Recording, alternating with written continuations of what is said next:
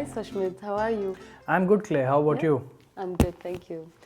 Actually, I have a question, and maybe you can help me with that. So, the other day I heard someone say this follows the 3GPP standard, and then I realized actually I have no idea what that means. And should I be impressed, confused, or is it like a secret club? Maybe you can tell me something about it. You're definitely not alone there. It's not a secret club, although it does sound like a secret club, doesn't it? Really? Well, 3GPP is just one of the groups that helps create these standards, basically agreed upon rules that make sure that all our technology works well together. Okay. So, I mean, I get that it's important, but who even decides what counts as a standard? Let's unpack that. It's actually more democratic and, to be fair, chaotic than most people think. It's engineers, researchers, and companies, even competitors, all working together in these groups like 3GPP, HC, or IEEE. They sit down, discuss technical problems, present their solutions, debate a lot, and eventually agree on how stuff like 5G or Wi-Fi should work. Okay, so maybe let's rewind. Like, what is a standard exactly? Like, if I say this follows the standard, what does that actually mean?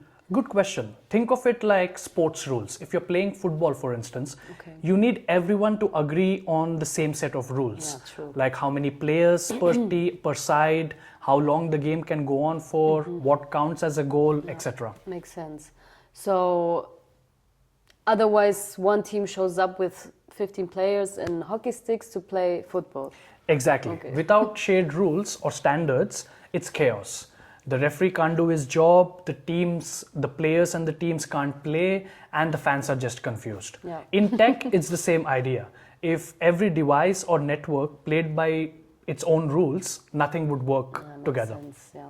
So, a standard is like the official rule book everyone agrees to follow, and that makes stuff compatible. Exactly. They make sure that your phones can connect to networks even when you're abroad, for instance.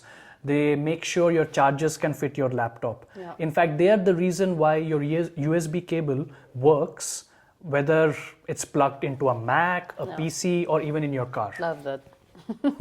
But who sets those rules? Is there like a boss somewhere saying, okay, everyone, we're all using USB-C now, or? No single boss, thankfully. It's more like a giant committee of experts. Picture a United Nations of tech. Okay. So organizations like 3GPP, HC, IEEE, etc., they bring together experts, researchers, government regulators, companies, even competitors, and they work through tech proposals, debates, and finally hash out these so-called rules through eventual consensus. So hold on, you said competitors, like why would they even work together? Because it benefits everyone. See, if your phone can't talk to the network or your app can't run on someone else's device, then you lose customers. Yeah, that's true. Take 5G as an example. It's not just one company's idea.